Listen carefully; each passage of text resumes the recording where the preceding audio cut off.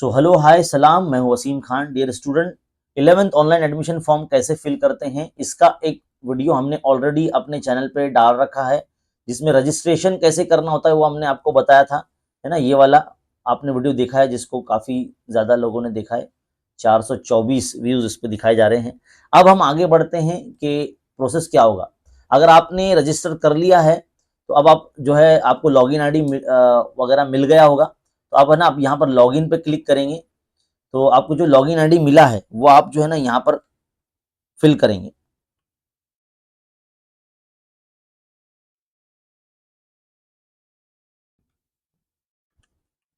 और फिर आपका जो पासवर्ड होगा वो आप यहाँ पर लिखेंगे, मतलब टाइप करेंगे।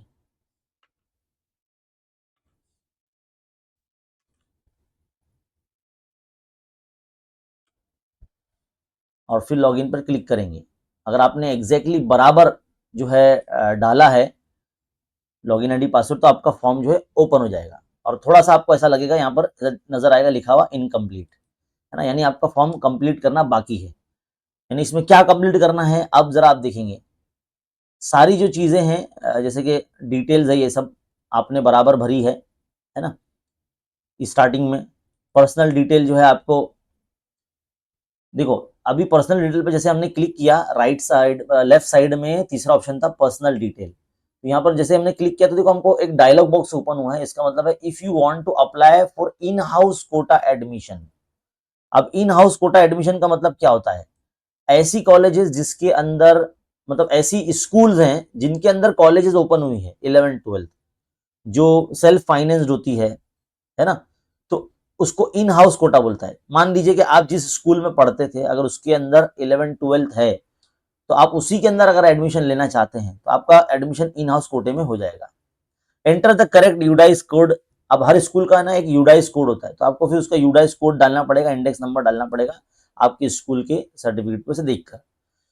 Student information for Maharashtra State Board is already been taken into the system. So cross check the UDIS code of और SSC index number before going forward. मतलब इंस्ट्रक्शन दे रहा है ये आपको कि भाई जो नंबर है वो बराबर से देख के डालिए। ये application will be send to your respective school, secondary school for verification. अगर आप जो नंबर डालोगे तो आपके जो है स्कूल में वेरिफिकेशन के लिए वो डिटेल जाएगी। तो फिलहाल हमारी स्कूल, जिस बच्चे का हम फॉर्म फिल कर रहे हैं उनकी स्कूल में तो कॉलेज है नहीं, तो इन हाउस कोटा हमको नहीं लेना है, या फिर हमको किसी ऐसी स्कूल में भी नहीं जाना है जहाँ पर नई 11th 12th खुली है। हमको जो है ना बड़ी कॉलेज में जाना है जहाँ पर डिग्री तक जो है होगा। तो फिलहाल ये चीज़ पे हम आगे ये नहीं करते हैं, गौर नहीं करते, है ना। आगे बढ़ते हैं।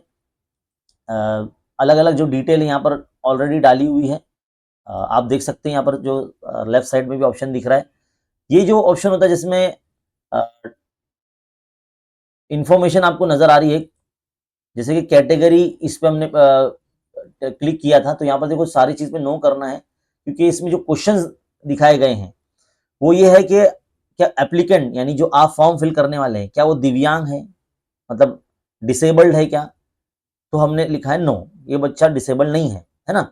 और यहाँ पर एप्लीकेशन जो है वो अर्थ को एक प्लेस से आता है क्या, मतलब जहाँ जलजले आते हैं, भूकंप आते हैं, ऐसे इलाके से है क्या? नहीं, है ना। तो यहाँ पर सब ऐसे, ऑर्फन है क्या? नहीं। या फिर जो है पेरेंट्स ट्रांसफर हो गए क्या?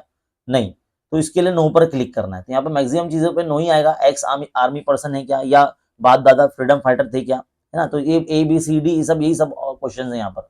Does applicant belong to sports category, क्या ये स्पोर्ट्स कैटेगरी का है क्या? तो नहीं, नो क्लिक करना है ना। इसी तरह से एप्लीकेंट जो है एक्स आर्मी ऑफिसर के लड़के हैं क्या? नहीं। तो इस तरह से ग्रैंड पेरेंट्स इनके फ्रीडम फाइटर थे क्या? तो ये सब तरफ आपको नो करना है। फिर यहाँ पे लिखा है कि if you are falling under category of orphan as per the previous GR। हाँ देखो, अगर आप ऑर्फन है क्या? नहीं, तो भाई यतीम नहीं है। ऑर्फन मतलब यतीम का होता है, जिसके पेरेंट्स नहीं होते, है ना। तो इसलिए नो करना है यहाँ पर। और फिर इसके बाद में आगे बोला गया कि एडमिशन अंडर टेक्निकल रिजर्वेशन, तो 25% HSVC एंड बायोफोकल कोर्सेज मिलेंगे। अब देखो ये क्वेश्चन जो है ना थोड़ा सा समझना पड़ेगा आपको। Have you opted any of the pre vocational course और subject offered under NSQF at 10th standard? क्या आपने कोई ऐसा प्री वोकेशनल कोर्स लिया था क्या? तो भाई नहीं लिया था, कुछ नहीं लिया था। माइनॉरिटी कोटे में चाहिए अगर स्कूल, तो यस करे या नो करे। अब देखो माइनॉरिटी जो होती है वो मुस्लिम माइनॉरिटी होती है, सिंधी माइनॉरिटी होती है और गुजराती माइनॉरिटी होती है। मराठी जो होती है मेजॉरिटी में होती है ना। तो माइनॉरिटी कॉलेज में आपको लेना है क्या, तो आप नो कर देना, क्योंकि माइनॉरिटी कॉलेज बहुत दूर-दूर होते हैं और बहुत कम होते हैं, ज़्यादा नहीं होते। अब यहाँ पर आपको इन हाउस एडमिशन लेना है क्या, तो यहाँ पर भी आप नो कर देंगे भाई हमको इन हाउस नहीं लेना है, तो हम यहाँ कर देंगे इतना सब तरफ नो करने के बाद सेव एंड नेक्स्ट कर देंगे। फिर ये बोलेगा please select application belong the earthquake और हाँ, तो एक चीज बाकी रह गई यहाँ पर, वो ये थी अर्थक्वेक वाली, है ना। तो ये भी हमने नो कर दिया, सब चीज हम अब बढ़ेंगे आगे। सेव एंड नेक्स्ट कर देने के बाद देखो यहाँ पर जो है ना, अब हमको बोला जा रहा है कि फीस पेमेंट करना है। तो फीस कितना, 225 रुपया है। और ये जो मैं फॉर्म फिल करके आपको दिखा रहा हूँ, ये हम लैपटॉप के अंदर जो है कर रहे हैं, कंप्यूटर में एक तरह से कर रहे हैं। और आपको भी जो है इसी तरह से लैपटॉप या कंप्यूटर का ही इस्तेमाल करते हुए जो फॉर्म फिल करना है। मोबाइल से बिल्कुल भी मत करिए, क्योंकि मोबाइल से कर, मैं काफ़ी सालों से जो है ना बच्चों के फॉर्म फिल कर रहा हूँ मैं, तो उसमें जो बच्चे मोबाइल से फॉर्म फिल करते हैं ना, तो उनका फॉर्म लॉग आउट होता नहीं है, फिर उनका डेटा जो है गाइडेंस सेंटर तरफ जाता नहीं है, तो फिर उनका जो है ना अगले राउंड में नाम आता नहीं है। क्योंकि हर राउंड होते हैं और राउंड में जो है ना बच्चों के नाम आते हैं कॉलेजेस के, उनको कॉलेज प्रेफरेंस अलॉट होते हैं और उनका जो है अलॉटमेंट उनको कॉलेज मिलता नहीं है, क्योंकि फॉर्म लॉक नहीं होता। तो फॉर्म लॉक करना पड़ता है, और लॉक जो है वो सिर्फ लैपटॉप कंप्यूटर में ही होता है, मोबाइल में नहीं होता। तो ये बात आप ध्यान में रखिए। अब देखिए यहाँ पर जो पेमेंट आपको ऑनलाइन करना है, तो ऑनलाइन पेमेंट हम करेंगे, इस तरह से प्रोसीड करेंगे। और जिस तरह से बोला जा रहा है कि भाई 225 रुपीज़ भरना है, तो ये 225 रुपीज़ आप किसी भी तरीके से भर सकते हैं। और यहाँ पर जो है अभी इन्होंने यूपीआई का, देखो यहाँ पे देखो, देख सकते हैं लेफ्ट साइड में net banking, debit card, credit card, UPI. अब यूपीआई से हम फॉर्म फिल कर सकते हैं यहाँ पर।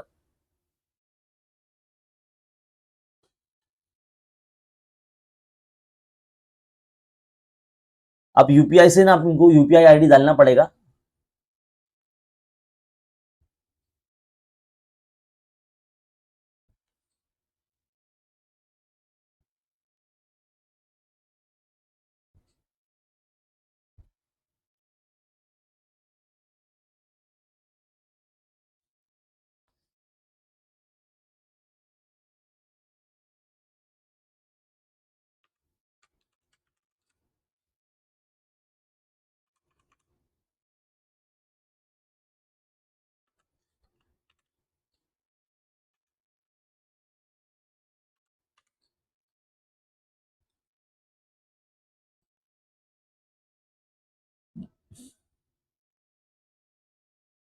इसमें एक और ऑप्शन आता है बच्चों, वो ये देखिए, अभी ये सर्वर शायद पेज के नॉट फाउंड बता रहा है।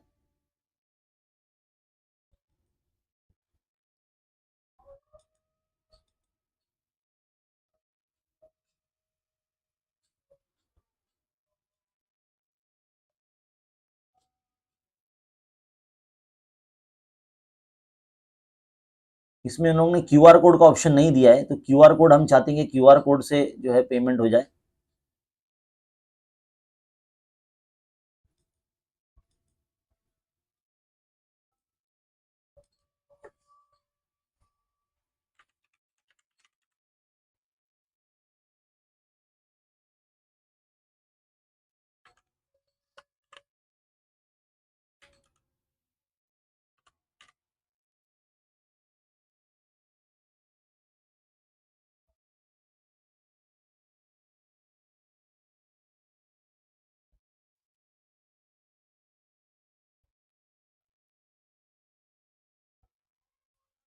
जैसे ही पेमेंट हो जाएगा आपका, इस तरह से ये प्रोसेस आगे हो जाएगा।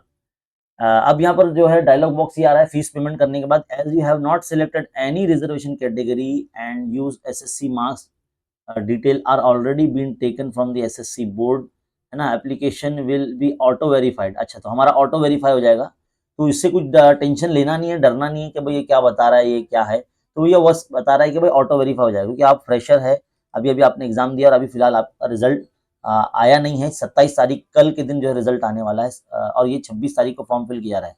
अब इस तरह से जो ना आपको फॉर्म लॉक करने का ऑप्शन आ रहा है, देखो यहाँ पर चेक बॉक्स पे आपको क्लिक करना पड़ेगा, I hear bye declare and understand that, कि जो भी हमने डिटेल भरी है ये सब करेक्ट है और ये सही है, और यहाँ लॉक कर रहे हैं हम एप्लीकेशन फॉर्म। तो ये लॉक करना बहुत ज़रूरी है।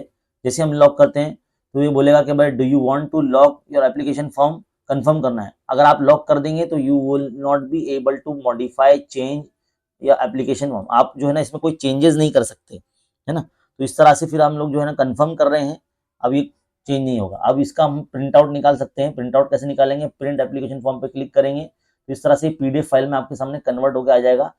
इस डिवाइस में, कंप्यूटर में, जहाँ पे भी आप फॉर्म फिल कर रहे हैं आप उधर पे इसको सेव कर सकते हैं। तो ये सेव हो जाएगा इस तरह से, है ना। और फिर जो है ये चीज़ कंप्यूटर लैपटॉप में इसीलिए करने के लिए कहा जा रहा है क्योंकि यहाँ पर देखो लॉग आउट का सेपरेट बटन मिलता है। जैसे हमने लॉक कर दिया फॉर्म तो यहाँ पर हम लॉग आउट पे क्लिक करेंगे, यस लॉग आउट, तो हमारा डेटा सिक्योर रहेगा। इतना आपको करना है। तो इस तरह से आपको फॉर्म फिल करना है, फीस पेमेंट करना है। तो डियर स्टूडेंट, उम्मीद है ये वीडियो आपको बहुत हेल्पफुल होगा। आप इसी तरह से जो है ना फॉर्म फिल कीजिए। मैंने आपको पूरा प्रोसेस बताया है। इस वीडियो को लाइक भी कीजिए और ज़्यादा से ज़्यादा जो स्टूडेंट्स हैं जो ऑनलाइन फॉर्म फिल कर रहे हैं, खास करके मुंबई रीजन वाले, उनमें इसको जो है शेयर कीजिए। या आप किसी भी रीजन से, तो फॉर्म का जो फिल करने का प्रोसेस है वो सेम ही है। आप देख भी सकते हैं जब आप इस पेज पर आते हैं ना, तो आपको है ना एक डायलॉग बॉक्स आता है ना, जिसके अंदर आपको फॉर्म कैसे फिल करना है वो बताया जाता है। बहरहाल यहाँ पर इस वीडियो में इतना ही। इस वीडियो को खूब शेयर कीजिए और ये वाला वीडियो ज़रूर देखिए कि इसमें ना मैंने रजिस्ट्रेशन का बताया गया किस तरह से करना है, और बाकी का आधा हिस्सा अभी आपने इस वीडियो में देखा। अब हम नेक्स्ट वीडियो जो है लेकर आएंगे जिसमें पार्ट 2 फॉर्म कैसे फिल करते हैं, कॉलेज प्रेफरेंसेस कैसे ऐड करते हैं वो हम आपको दिखाने वाले हैं कि कॉलेजेस के नाम उसमें कैसे ऐड करेंगे और उनको किस तरह से नंबर लगाना होता है ना। आपका मार्क्स कितना होगा, तो कौन कौन सी कॉलेज आपको मिल सकती है, ये सारी डिटेल्स, सारे जो वीडियोस हैं 9 से 11th एडमिशन से रिलेटेड, वो आपको इस चैनल पे मिलते रहेंगे। तो आपका काम है चैनल को सब्सक्राइब करना और वीडियोस को ज़्यादा से ज़्यादा शेयर करना। मिलते हैं अगले वीडियो में। Thank you.